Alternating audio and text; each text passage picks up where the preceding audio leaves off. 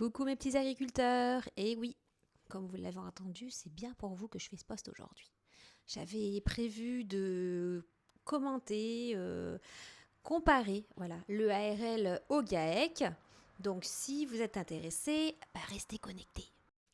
Eh bien, si vous regardez bien derrière moi, c'est un champ de noyer, puisque oui, je viens de la région iséroise, et si j'ai traité beaucoup de dossiers agricoles, c'est parce qu'en fait, nous en avons beaucoup ici. Je ne me suis pas arrêtée à l'Isère, il y a aussi la Drôme, il y a aussi le Rhône, voilà, et puis dans chaque région, ses particularités et ses activités. Alors du coup, pour mes petits agriculteurs qui me tiennent à cœur, aujourd'hui, EARL et GAEC. On va comparer, on va se poser des petites questions, pourquoi l'une, pourquoi l'autre, avantages, désavantages, selon votre situation. Alors déjà, je suis persuadée que pour ceux qui n'ont aucune connaissance du droit agricole, que vous avez déjà lu.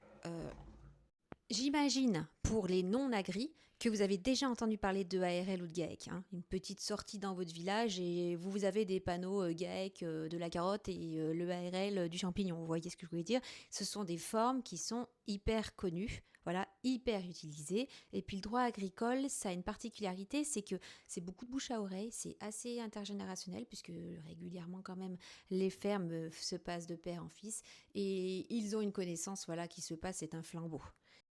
Mais ce n'est pas le sujet d'aujourd'hui, il y a d'autres formes. La SCEA, Société civile d'exploitation agricole, et puis il y a aussi, si vous voulez vous lancer en auto-entreprise individuelle agricole. Commençons par le commencement, une petite définition. Bah oui, parce que EARL, c'est bien gentil ces petites lettres, mais qu'est-ce que ça veut dire? EARL, exploitation agricole à responsabilité limitée. Et GAEC, un petit nom un peu bizarre, qu'on n'entend pas tous les jours, mais qu'on connaît très bien dans le monde agricole, c'est le groupement agricole d'exploitation en commun. Vous entendez bien? En commun. Alors, pour le nombre d'associés, en EARL, on peut aller de 1 à 10. Sauf que, écoutez bien, on a le droit d'être associé si personne physique ou personne morale, c'est autorisé. Par contre, si vous prenez le GAEC, il faut au minimum être 2 jusqu'à 10. Et là, par contre, ce sont que des personnes majeures et physiques. Attention, pas de personnes morales. Alors, les associés exploitants, ça aussi, c'est propre à la société agricole, puisqu'il faut être exploitant, par exemple, en GAEC, c'est une obligation. En EARL, pas nécessairement, on peut être associé exploitant ou associé non exploitant. Pour être associé exploitant, il faut être à plus de 50% dans le capital, donc associé majoritaire. Alors que pour le GAEC, vous êtes nécessairement associé exploitant. Ça fait partie des règles. Pour ce qui est du capital, en EARL, alors là, attention, parce que j'en ai vu des vertes et des pas mûres, il y a obligation d'avoir 7 500 € de capital. Donc, attention, si vous changez de forme de société agricole, à bien retoucher le capital s'il est en dessous des 7 500. Pour ce qui est du GAEC, le minimum est de 1 500 € de capital. Pour ce qui est de la responsabilité, EARL ou GAEC, elle est limitée aux apports. Alors, il y a aussi une particularité, c'est l'agrément préfectoral. En EARL, pas de problème, on n'a pas ce souci-là. En GAEC, par contre, il est obligatoire, ça fait partie des lourdeurs, on va dire, administratives du GAEC. Mais bon, en contrepartie, il y a de bons avantages aussi à être en GAEC. Alors, pour ce qui est de la fiscalité, point quand même important pour tout le monde, j'imagine, le ARL peut être à l'IR ou à l'IS. Par contre, le GAEC sera nécessairement à l'IR. Pour ce qui est de la transmission, il faut être honnête, en EARL, ça sera plus souple qu'en GAEC, puisque le GAEC, comme je vous l'ai déjà dit, a des lourdeurs administratives, des obligations, ce qui lui permet d'avoir de belles aides, mais en contrepartie, il faut quand même toujours se justifier. Donc la transmission sera un peu plus lourde, en formalité.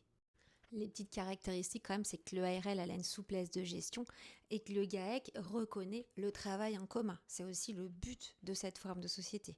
Et en contrepartie, le ARL aura peut-être moins de reconnaissance collective, puisque oui, elle n'est pas dans la recherche du travail en commun comme le GAEC, à le promouvoir. Ça fait partie de la partie sombre en fait de l'EARL. Par contre, le GAEC, il est reconnu pour ça, mais en contrepartie, comme je vous ai dit, un formalisme assez lourd. Il faut vraiment s'y connaître parce qu'on pourrait faire des erreurs qui pourraient coûter cher aussi à notre client. Et puis à côté du domaine juridique, il y a le domaine de la comptabilité, puisque oui, avoir une société agricole, c'est avoir un comptable qui s'y connaît aussi, puisque la comptabilité agricole, ça n'a rien à voir, c'est pas le même monde. Et puis pour rendre les choses plus fun, il y a aussi la SAFER, c'est super sympa. Il y a l'Adréal aussi, hein, au top, si vous voulez vous amuser, vous occuper. Hein, franchement, ça occupe bien, voilà. Mais bon, moi je vais pas me plaindre parce que j'ai toujours bien aimé. Et puis s'il y a un souci, je prends mon téléphone, je contacte les services. Et voilà, j'ai toujours eu des personnes en face qui étaient compréhensives, qui connaissent la difficulté de ce droit et qui comprennent aussi voilà, les difficultés dans le monde agricole et voilà, on est là pour vous aider. Voilà. Et puis aussi, il y a la DJA, la demande des jeunes agriculteurs. Alors ça, par contre, il faut faire attention à votre âge. Hein. C'est avant 40 ans qu'on l'a fait. N'oubliez pas. Et bien voilà mes petits agris, c'est fini pour ce sujet, mais il y en aura plein d'autres. Allez à toutes, c'était Miss.